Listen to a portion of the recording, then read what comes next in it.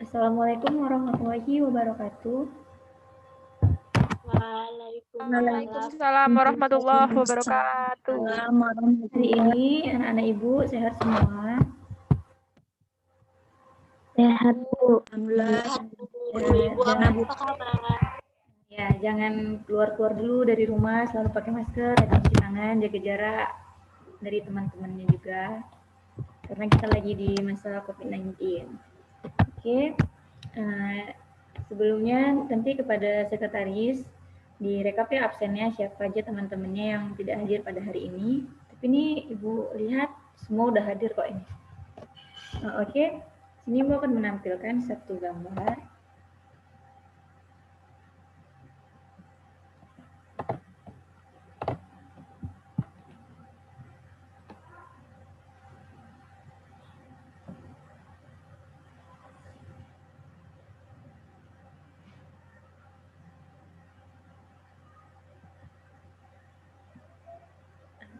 Udah kelihatan ya gambarnya?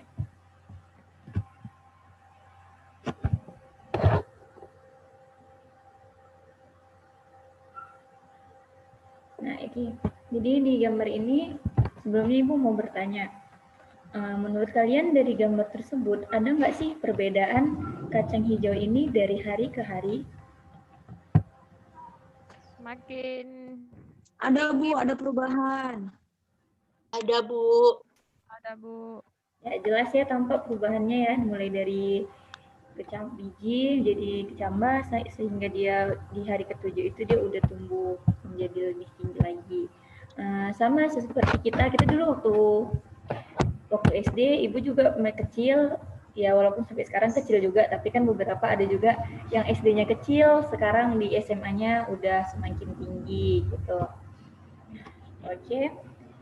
Sekarang ibu mau bertanya, menurut kalian dari gambar yang telah ibu share ini, apa sih penyebab dari perbedaan dari hari ke hari dari kacang hijau tersebut?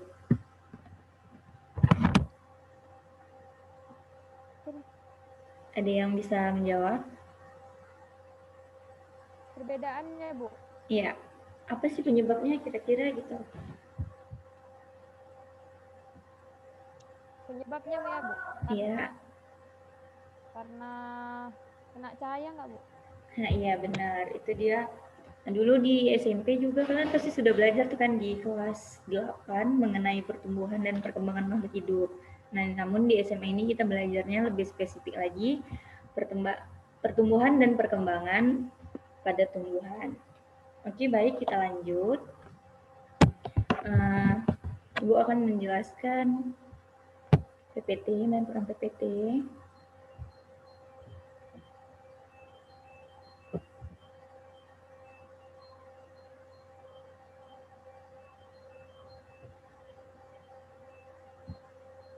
Nah, semuanya bisa melihat ya di layar itu PPT-nya, karena nanti di akhir kita bakal ada semacam kuis tebak gambar gitu ya. Jadi untuk anak-anak ibu sekalian bisa diperhatikan PowerPoint-nya dengan bersama. Oke, masuk kita ke yang pertama.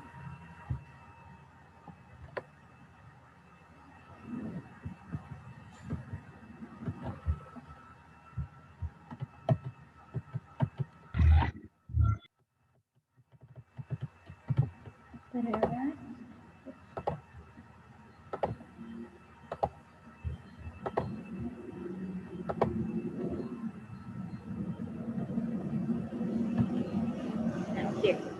Pertumbuhan dan perkembangan pada tumbuhan. Termasuk pengertian, pertumbuhan adalah peristiwa perubahan biologis yang meliputi penambahan volume tinggi dan juga massa tubuh. Sedangkan di perkembangan itu adalah proses untuk mencapai kedewasaan atas kematangan fungsi tubuh. Lalu tumbuhan itu bersifat kuantitatif atau juga biasa dia dapat digambarkan dalam bilangan, sedangkan si perkembangan ini dia bersifat kualitatif, dia tidak dapat digambarkan dalam bilangan. Di pertumbuhan terlihat dari keadaan fisik, sedangkan di perkembangan ini terlihat dari sifat dan kemampuan.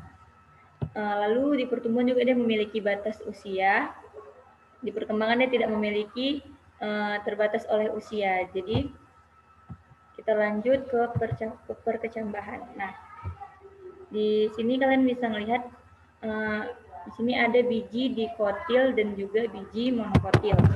Nah, jadi ini di sini di biji dikotil ini dia mempunyai kotiledon. Nah, kotiledon ini merupakan bagian biji, ini kotiledonnya, merupakan bagian biji yang melindungi, bagian biji yang paling besar, dan dia ini berisi cadangan makanan bagi embrionya. Lalu ada hipokotil, yaitu merupakan bagian embrio. Ini dia. Ya, hipokotil. Hipokotil ini merupakan bagian embrio yang terletak di bawah poros embrio.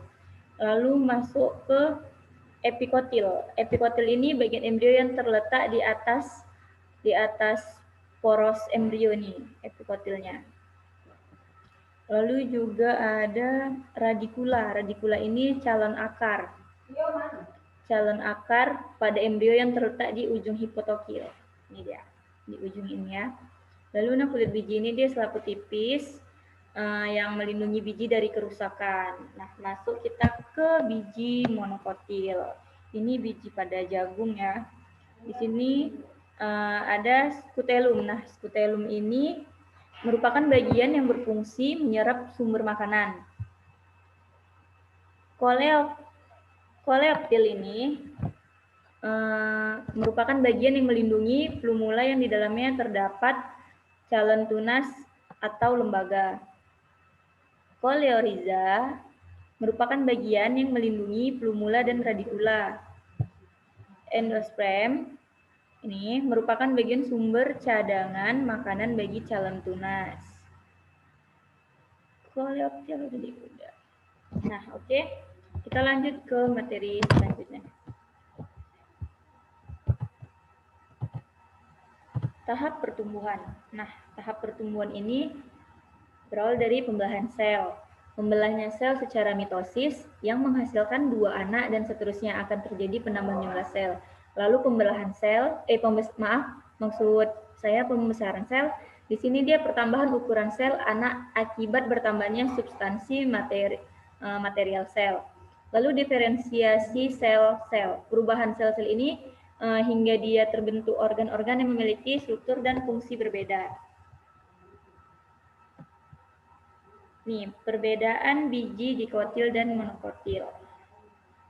Nah, tadi nampak jelas ya, dia perbedaan dari dikotil dan monokotil itu terdapat pada akar. Kalau dari akar kita lihat, tumbuhan dikotil, akar tersusun dalam akar tunggang yang kokoh. Ujung akar tidak diliputi oleh selaput pelindung. Nah, pada tumbuhan monokotil, akar tersusun dalam akar serabut yang kurang kokoh. Ujung akar lembaga dan pucuk lembaga dilindungi oleh suatu sarung yang masing-masing disebut coleophysa dan coleoptil. Lalu yang kedua di bagian kambium. Di bagian kambium ini akar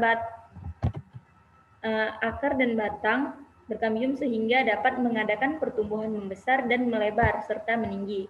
Sedangkan pada tumbuhan monokotil, akar dan batang tidak berkambium sehingga tidak dapat mengadakan pertumbuhan melebar dan membesar, yang ada hanyalah pertumbuhan.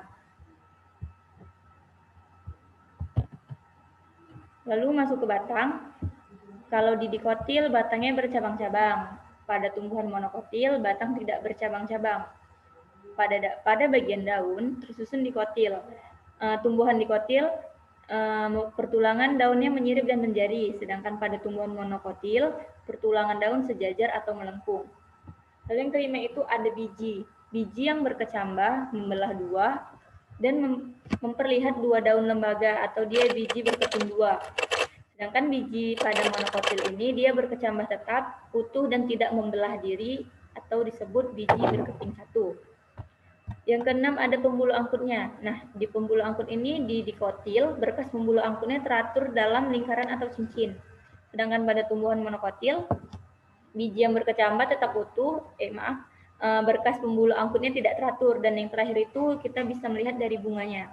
Di tumbuhan dikotil, bunganya ini bagian bunga 4 sampai 5 kelipatannya, sedangkan pada monokotil jumlah bagian bunganya biasanya 3 lipatannya. Oke, nah ini di sini serbuk sari yang berkecambah gametofit jantan. Pada kepala putik, maaf, sebelumnya PPT Ibu ada nampak nggak? Nampak, Bu. Nampak ya? Oke, kita lanjut ya. Tadi Ibu kira Nampak, nampak Bu. PPT-nya. Oke, nah ini di sini dari serbuk sari yang berkecambah gametofit jantan pada kepala putik. Kepala sari pada ujung benang sari, pada ini bagian ini. Nah, ini tabung serbuk sari, ovarium, pangkal biji, kantung embrio, sel telur, dan sel sperma. Menjadi zigot, lalu menjadi embrio, dan terjadilah biji berkembang dari bakal biji, terus menjadi biji lagi, lalu menjadi biji yang berkecambah, kemudian dia menjadi benih, dan setelah menjadi benih dia akan menjadi tumbuhan dengan bunga. Nah, oke, jadi di sini pembuahan fertilisasi spermatozoid dengan ovum menghasilkan biji, tumbuh menjadi zigot, tumbuh menjadi memiliki cadangan makanan, dan berkecambah tumbuhan muda dan berkembang menjadi tumbuhan dewasa. Proses perkecambahan. Nah, jadi di proses perkecambahan ini ada dua, yaitu proses fisika dan proses kimia. Di proses fisika ini, absorpsi air, metabolisme, pemecahan materi cadangan makanan, dia transfer materi hasil pemecahan dari endosperm ke embrio yang aktif tumbuh. Proses-proses pembentukan kembali materi-materi baru, respirasi, dan pertumbuhan. Lalu, proses kimia ini absorpsi air, biji mengembang, kulit pecah, embrio aktif melepaskan hormon giberelin, sintesis enzim, hidrolisis cadangan makanan, molekul kecil diserap kotiledon bibit tanaman. Nah, ini adalah gambar perkecambahan kacang hijau dan perkecambahan kacang kapri. Di sini epigeal dan yang ini hipogeal.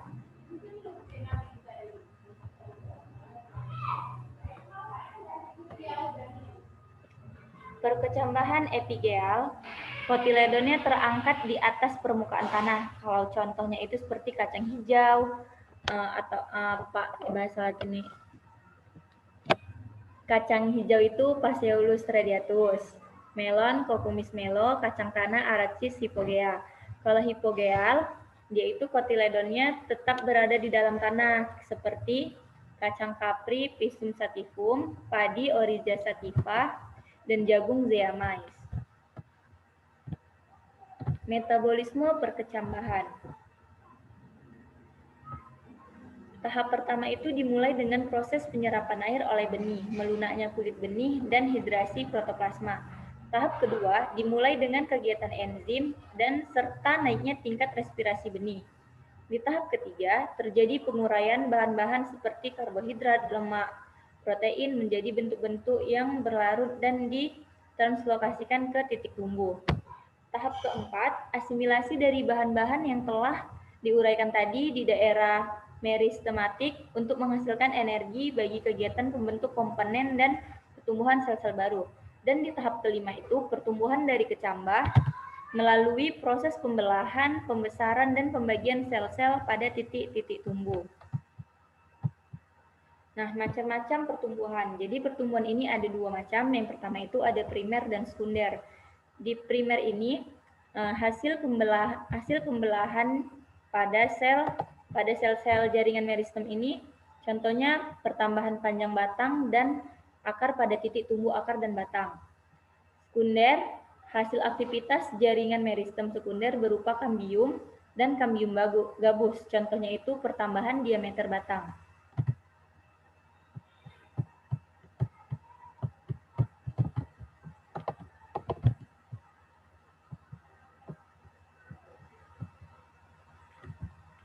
Faktor yang mempengaruhi pertumbuhan dan perkembangan tumbuhan.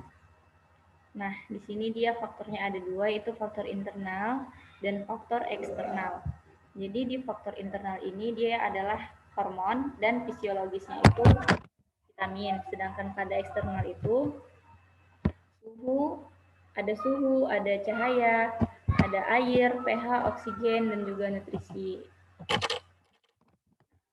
Tumbuhan primer ini, titik tumbuhnya itu ujung batang dan ujung akar. Sifat pertumbuhannya itu vertikal dengan memperlihatkan perpanjangan pada bagian ujung tunas dan ujung akar. Dijumpai pada tanaman secara umumnya, sedangkan di pertumbuhan sekunder ini, titik tumbuhnya itu jaringan kambium pada bagian korteks. Ini yang ditunjukkan pada gambar nih, yang nomor 2 ini, penampang batangnya, di bawah ini penampang batangnya. Yang sifat pertumbuhannya horizontal, dengan memperlihatkan pertambahan ukuran diameter pada daerah batang. Terus jaringan kambiumnya ini mempunyai sifat membelah kedua arah, ke arah dalam membentuk xilem, ke arah luar membentuk floem. Dan biasa juga dijumpai pada tanaman Gymnospermae dan Dicotyl. Oke, baik. Terima kasih. PPT-nya sudah selesai.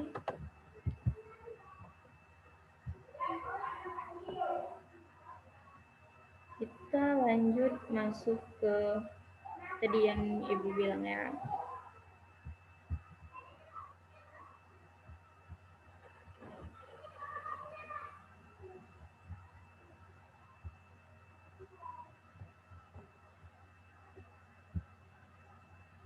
Kita mau tanya jawab dulu.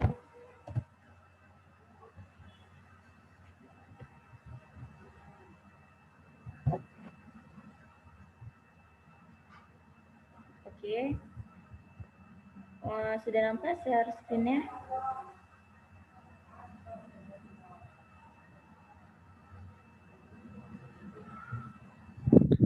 Udah, Bu.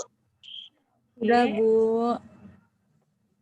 Di sini siapa yang tahu pada biji dikotil ini? Kita pertama baca, kita jawab yang di biji dikotil.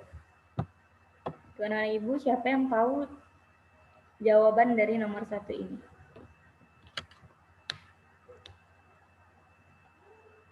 Ada yang tahu? Yang dikotil, Bu. Ya, yang dikotil. Radikula, Bu. Radikula. Kita lihat jawabannya.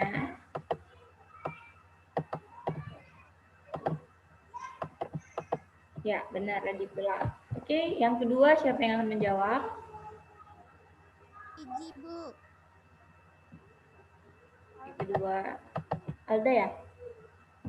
Ya, kulit biji, Bu. Kulit biji. Oke, kita lihat. Oke, benar. Siapa lagi yang akan menjawab? Nomor 3. Seri. Oke, apa seri? Bunga, Bu.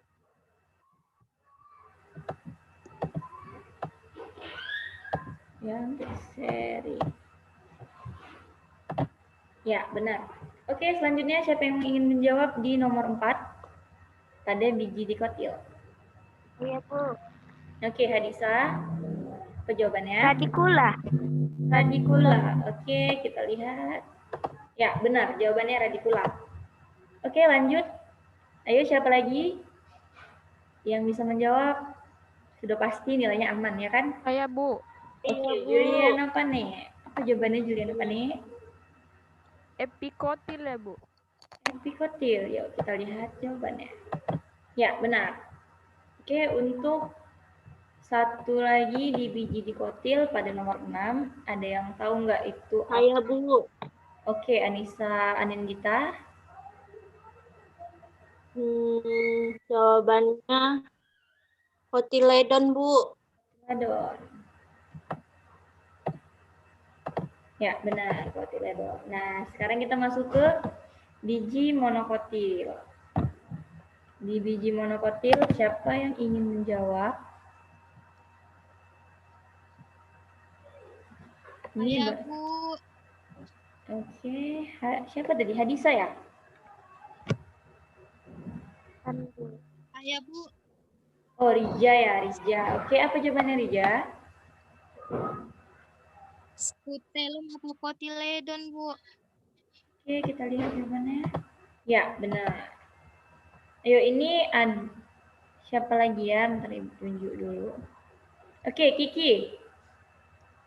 Kiki ada?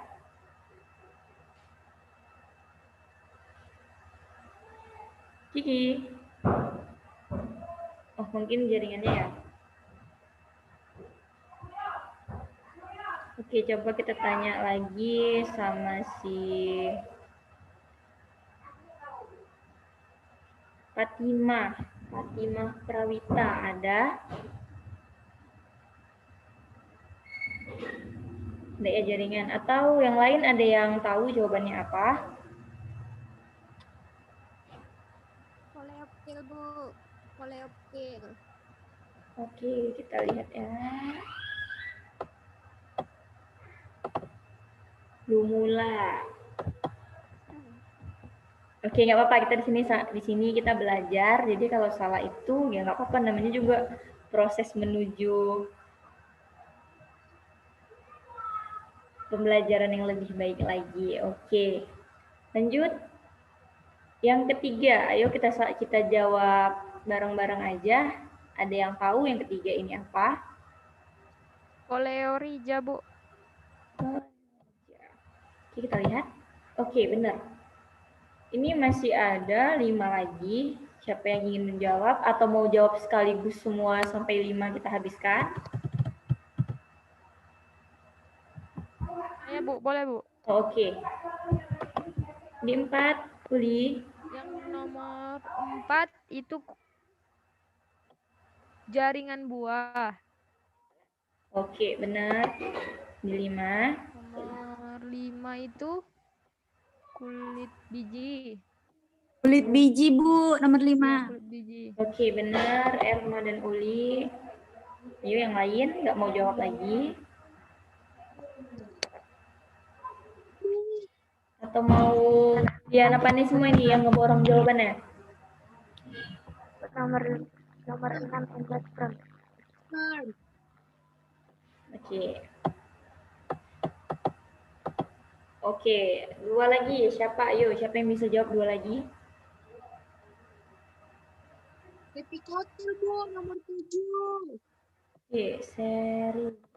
Oke, benar. Satu lagi nih. Soal terakhir. Retikula. Radikula, Bu. Oke, benar semua. Pintar anak-anak Ibu. Udah pada belajar semua ya tadi malam sebelum mata pelajaran biologi hari ini. Oke, baik. Ibu rasa sudah cukup.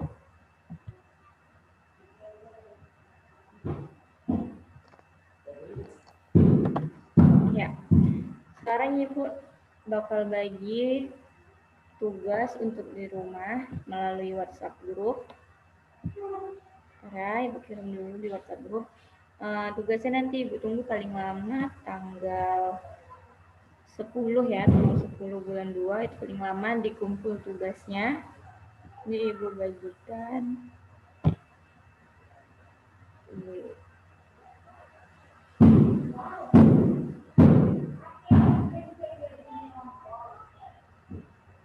Oke, udah masuk ya. Itu nanti kita kumpul paling lama tanggal 10 bulan 2. Oke, untuk menutup pelajaran kita hari ini, siapa yang bisa menyimpulkan materi yang hari ini kita pelajari mengenai tentang pertumbuhan dan perkembangan pada tumbuhan?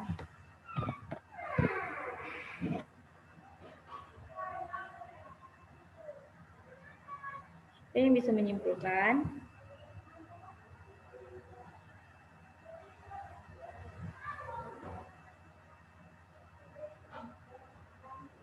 Seri kali ini ya, mau menyimpulkan materi kita hari ini ya.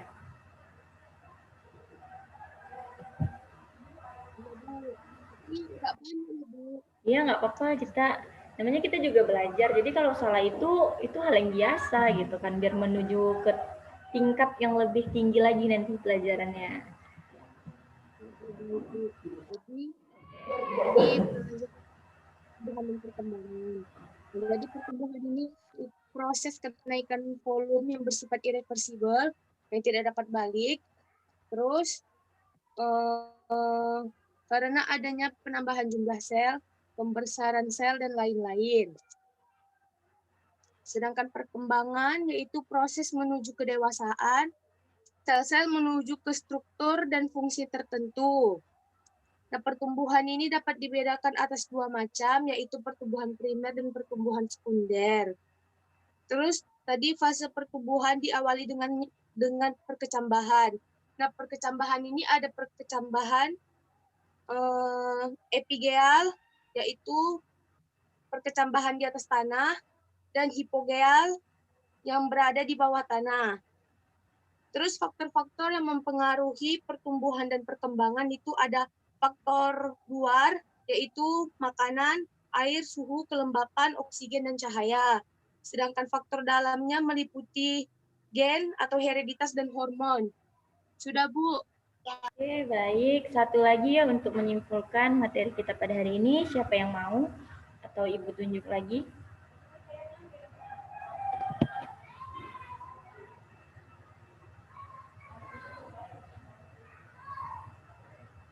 Oke, Juliana apa nih ya? Untuk menyimpulkan apa yang udah didapat pada hari ini. Nah, jadi yang udah saya peroleh dari pembelajaran kali ini yaitu bahwa tumbuhan itu akan mengalami pertumbuhan dan perkembangan, yang mana pertumbuhan ini dianya dapat diukur atau dapat dilihat dari bentuk, sedangkan dia perkembangan itu dipengaruhi oleh gen ataupun dipengaruhi oleh dari dalam. Terus itu kemudian jenis-jenis perkecambahan epigeal dan epigeal seperti yang dijelaskan Steri. Kemudian ada juga struktur biji dari monokotil dan dikotil yang sudah dijelaskan oleh Ibu tadi, dan dilihat perbedaannya bisa sangat jelas antara biji antara tanaman dikotil dan monokotil. Kemudian faktor-faktor yang mempengaruhi dari pertumbuhan dan perkembangan seperti kayak cahaya, kemudian air, kelembaban, suhu, temperatur. Itu saja mungkin Bu yang saya peroleh dari pembelajaran kali ini. Baik, beri aplaus dulu untuk Seri dan Juliana Pania yang telah menyimpulkan pembelajaran kita pada hari ini. Demikianlah pembelajaran kita pada hari ini. Tugasnya jangan lupa dikumpul tanggal 10 bulan 2, paling lama Ibu tunggu jam 2 siang. Oke, semoga kita semua dalam keadaan sehat, tetap berjaga jarak, dan menjauhi kerumunan. Oke, lebih dan kurangnya Ibu mohon maaf. Assalamualaikum warahmatullahi wabarakatuh. Waalaikumsalam warahmatullahi wabarakatuh.